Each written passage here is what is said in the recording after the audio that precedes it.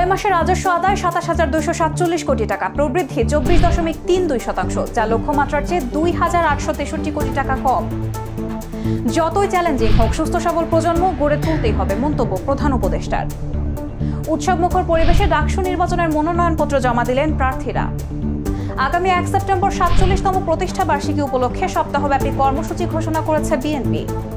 Passport না থাকলেও voter হতে পারবেন প্রবাসীরা।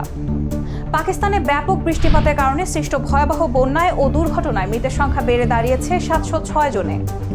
আফগানিস্তানের ট্রাক, মোটরসাইকেল ও বাসের সংঘর্ষে নিহত ৭১। নিজের সই করা মিলানের জার্সি বুমরাকে উপহার দিলেন ইব্রাহিমোভিচ। এবং কষ্টার্জিত জয় দিয়ে লা লিগায় নতুন মৌসুম শুরু করল রিয়াল মাদ্রিদ।